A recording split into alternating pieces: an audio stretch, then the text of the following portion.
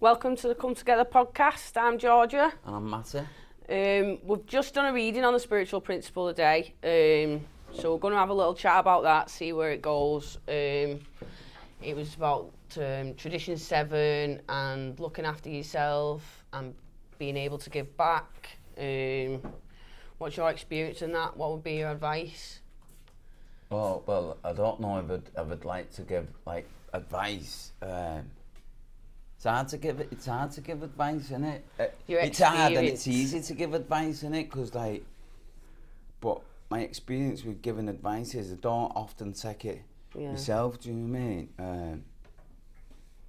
And the reading was talking about looking after yourself in order to best be able to look after other things, people and the group and stuff like that. I think my first concept of it, Tradition 7, was always about putting money in the pot, you know, and helping the group to pay for itself, i.e. like the rent of the room and buying literature and stuff like that. And then over a period of time learning about the service structure and of NA and people turning up to set the meeting up and make the brews and put the literature out and stuff like that.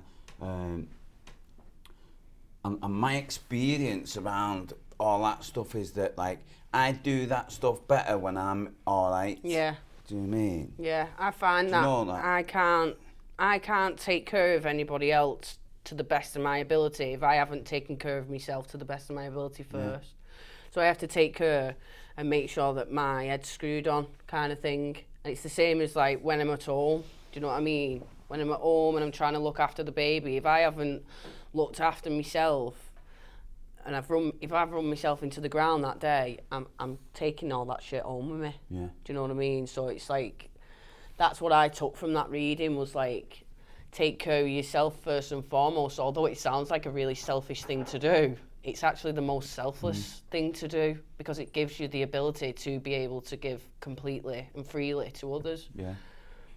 And saying that, so what you just said then is take care of myself first and foremost. So that's first thing for me, and this isn't advice, I won't tell anyone what to do, but for me it's when I get up in the morning, that's my time to look after myself. Yeah. I've spoken about this a lot over last couple of years really. I have a bit of time of a morning, an hour and a bit, where I spend by myself. Yeah. So get up at 6:30, and between 6:30 and about 20 to 8, I have that time on my own, and I do certain things to look after myself. Yeah. Not, it's easy to just go, oh, it's just prayer and meditation. It's more than that, do you know what I mean? And, Yeah. And then once I've established that grounding within myself, it kind of it's hard to explain, but I know people will understand this if you're in recovery, or if you got an head like mine.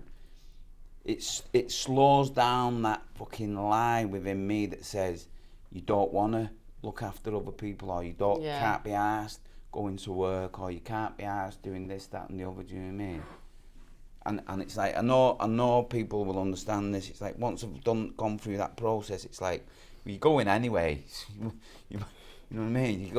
We made these decisions. This is what we're doing. So you might as well just crack on with it. Yeah. Do you know what I mean? Yeah, I find some mornings, if the baby wakes up the same time as I wake up, I find myself juggling. Where, like you just said, if I have that hour in the morning, where I have this morning, where I got up on my own an hour before Ryan, and I had what I needed to do. I did what I needed to do, and I was nice and peaceful. So that's interesting, isn't it? Because the baby, so how old's the baby now? She's 2.5. So she's 2.5, so she's got no idea of The importance. what you need to do. Yeah. She's driven by her own wants and needs. That's exactly where she should be. Yeah. You know, and like, so, and we was talking about this the other week. That's like what addicts are like, where they never really grow up. They're always consumed in their wants and needs. I've had to like trial and error things because I know that this stuff needs doing for myself. I also know that I can't put that on her. So I've kind of had to go, like, here's 10 minutes of cuddles. Now, here's sit down there, I'll make you breakfast and then I can do my readings. You know, and I've had to like find a way around so that I can take care of her and I can make sure my recovery is also coming first, so that then I can live peacefully in the day.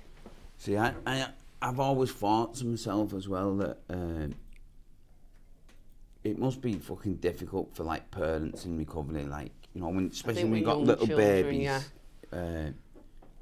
Just like parents in general, like with little babies, like I have my grandsons on Sunday, and like I love them more than fucking anything in the world, and like by the time I'm taking them home, I'm like, I literally like drop them off and I get back in my car and I'm like, like fucking, you know, I don't know how I would cope if it was that's like every day week, when she's like gone being to in sleep. recovery, like still like, you know, I've got like a little bit of time behind me, but I'm still like very fucking selfish and self-centered and like still like me kind of attitude, and that's the kind of stuff that I'm up against like all the time. I've got to like, well, no, it's not about you know what I mean? But in the same sense, recovery makes being a parent a million times easier. Having patience and tolerance and like the understanding of like what they need and where they're at. Do you know what I mean? Like when I'm not working my program and Remy's having a meltdown, I'm having a meltdown. Yeah. But when I am working my program and she's having a meltdown, I'm all right. So I this is how I think about like recovery and addiction. It's like fucking Tetris, you know, like, so it's like if I'm playing Tetris while I'm fucking off my head, like it builds up quick, you know what I mean? And it's like, and in recovery, it's like I'm able to watch things. So I'm watching for, obviously it's not blocks coming. I'm watching for like my behaviours and I'm watching for my thinking, reactions. And I'm watching fucking for resentments coming, and I'm like, I can manage it like a bit thingy. So and I'm in the game for a lot longer that way, do you know what I mean? And it's only the 24-hour period. You've only got to be in the game for 24 hours, and it's like next level then, do you know what I mean? Yeah, and if you can keep a check on it, like you don't get to that point of explosion. And